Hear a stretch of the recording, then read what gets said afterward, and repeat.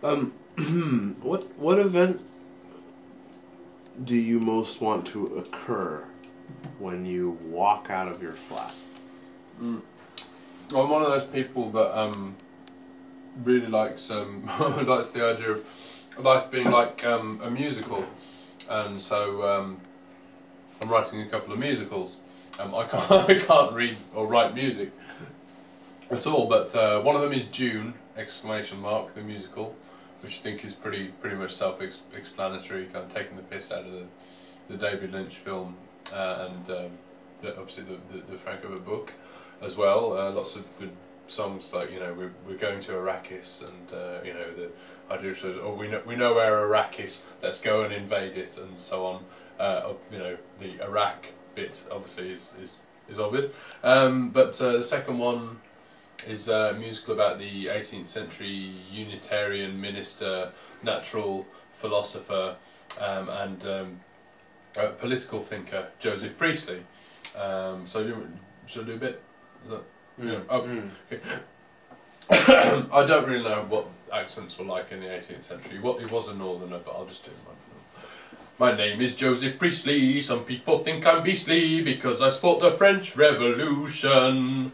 I founded utilitarianism and dally with vegetarianism, and I discovered air devoid of phlogiston. Oxygen, oxygen, oxygen.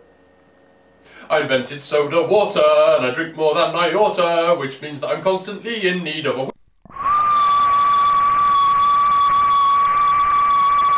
And I'm the inventor of modern historiography.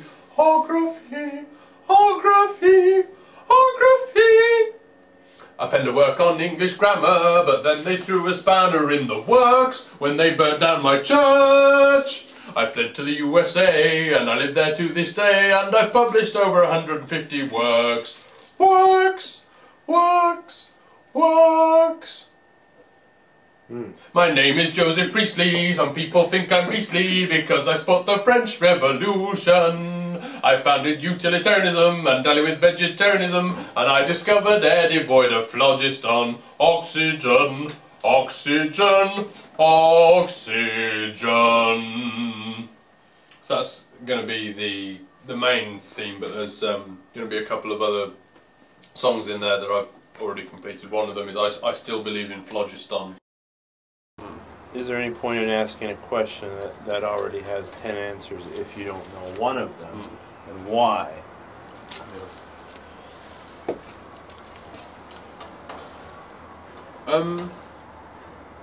I think that the important part of the process of answering a question is not the answer, it's exploring the question, it's questioning the question.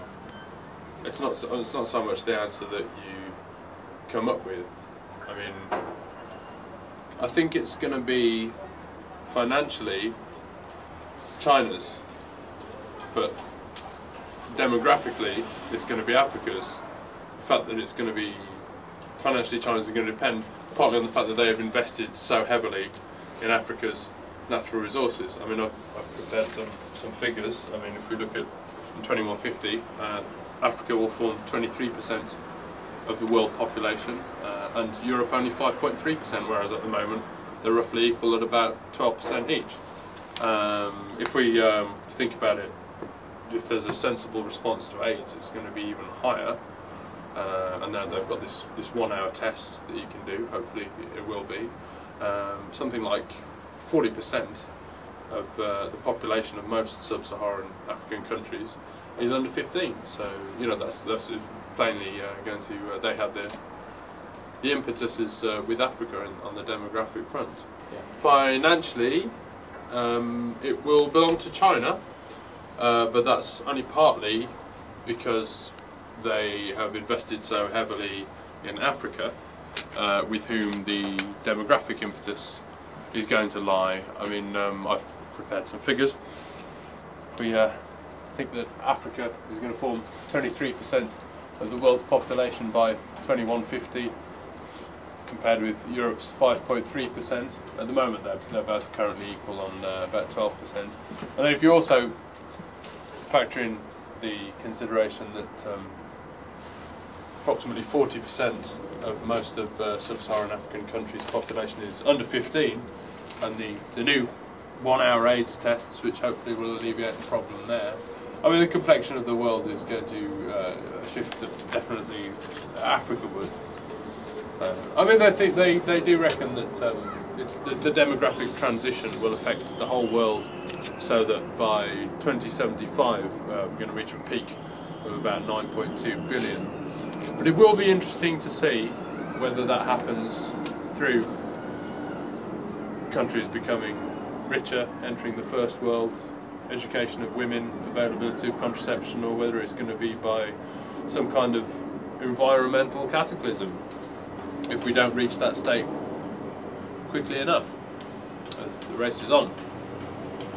Okay.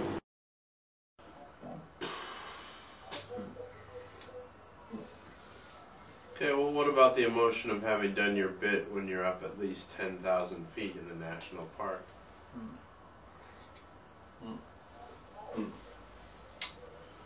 Be my own funeral, I think, next year on my birthday, so I'm going to be 30, so anyone that's seen Logan's Run will know that that's going to be the ideal time to hold your own funeral. So the idea is I'll have people to get up and do eulogies for me.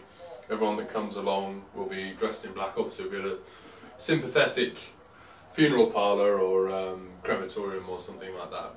I'll have to look it up in the kind of dictionary of ethical funerals, I think it is.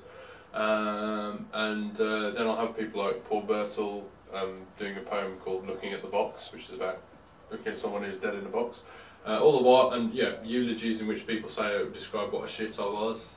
The idea is I'm going to be there all made up as if I'm dead.